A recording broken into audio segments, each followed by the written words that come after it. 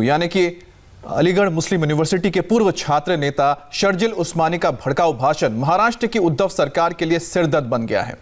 पुणे की एल्गार परिषद में शर्जिल ने भड़काऊ भाषण दिया और उस पर अब एक्शन क्यों नहीं हुआ, यह बड़ा सवाल है। तब बीजेपी ने इसे मुद्दा बना दिया, जिसके बाद महाराष्ट्र पुलिस को शर्जिल के खिलाफ केस दर्ज करने पर मजबूर होना पड़ा। लेकिन अब हिंदुओं के अपमान करने वाले शर्जिल की गिरफ्तारी की भी मांग तेज हो गई है। आज का हिंदू समाज, हिंदुस्तान में हिंदू समाज बुरी तरीके से सड़ चुका है। With full responsibility that we are in a state of war. हम जंग के बीच में जी रहे हैं। कम से कम मेरे नज़दीक तो भरोसे के लायक नहीं है। एंड आई से this openly that I don't trust Indian judiciary. कोई मुझे समझाए कि मैं कैसे भरोसा करूं उस पुलिस पे। I don't trust Indian police. I don't trust the Indian state today. मुझे इस स्टेट पे आज भरोसा नहीं है। मंच से जहर उगलने वाला ये शख्स अलीगढ़ मुस्लिम यूनिवर्सिटी का पूर्व छात्र नेता शर्जिल उस्मानी है। शर्जिल को पुणे की एल्गार परिषद में वक्ता के तौर पर बुलाया गया था, लेकिन शर्जिल ने जब बोलना शुरू किया तो सारी हदें पार कर दी। और ये ज़रूरी बात है, और खुसूसन यही बात करने में आया था। इससे पहले प्रेप टॉक चल रहा था कि आज का हिंदू समाज, हिंदुस्तान में हिंदू समाज बुरी तरीके से सड़ चुका है।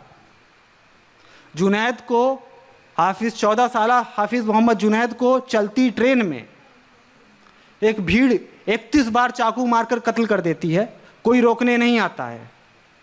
14 साल के बच्चे को।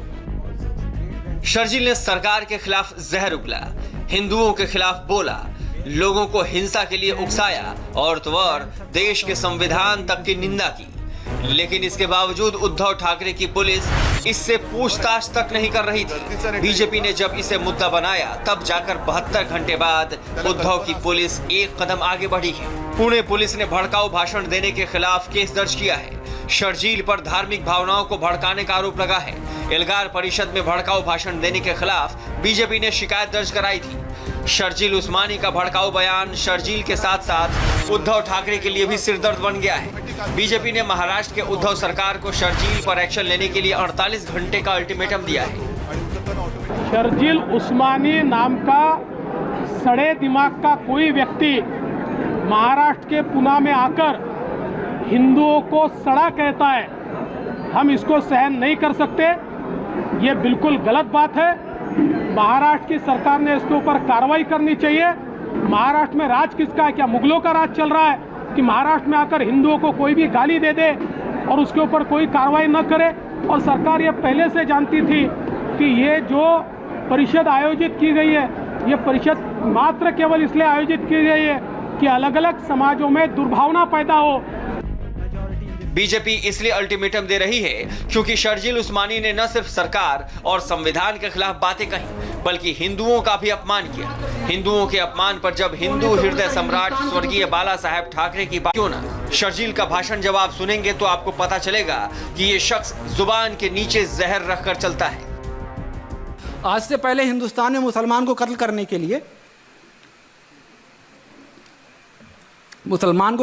के लिए, वजह चाहिए होती थी।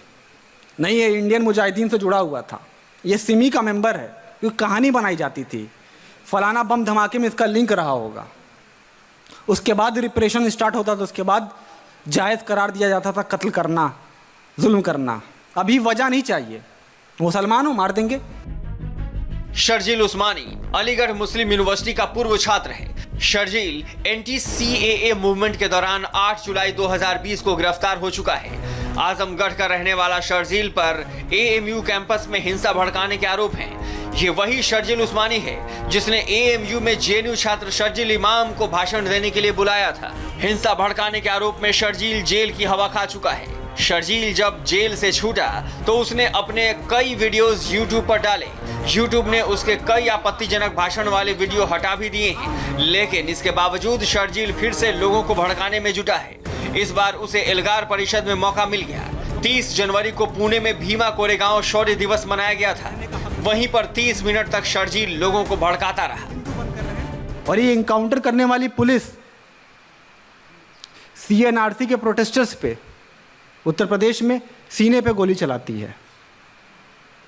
बोलती है कि पाकिस्तान चले जाओ। आईपीएस ऑफिसर बोलता है पाकिस्तान चले जाओ। कोई मुझे समझाए कि मैं कैसे भरोसा करूं उस पुलिस पे। I don't trust Indian police. चूंकि मामला महाराष्ट्र का है और महाराष्ट्र में शिवसेना है, लेकिन हिंदुओं के खिलाफ बोलने पर भी शिवसेना शांत होकर बैठी है। एक भी बयान किसी के सामने आकर अब तक नहीं दिया है। सिर्फ और सिर्फ गृह मंत्री अनिल देशमुख ने कहा है कि जांच एजेंसियां वीडियो की जांच कर रही है। सीडी मंगवाई है, सीडी आने के बाद में उसकी तफ्तीश होगी, क्या उन्होंने बोला क्या नहीं, उसके बाद फिर देखेंगे। पूरी जांच होगी उसकी, सर उसकी पूरी जांच की जाएगी। हाँ?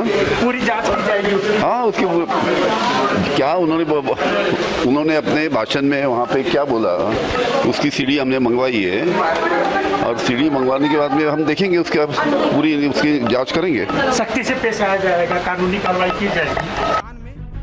शर्जील उस्मानी का ये कोई पहला भाषण नहीं है, लेकिन इसके बावजूद अब तक महाराष्ट्र सरकार शांत बैठी है। अपनी बयानबाजियों की वजह से शर्जील अलीगढ़ से 6 महीने के लिए तड़ीपार किया जा चुका है, लेकिन इसके बावजूद शर्जील को कोई खौफ नहीं। इस शख्स को न तो सरकार और न ही संविधान पर यकीन है और न ही देश की व्यवस्था और पुलिस पर। बीजेपी पूछ रही है, क्या बाला साहब ठाकरे होते तो शर्जील उस्मानी महाराष्ट्र से निकल पाते?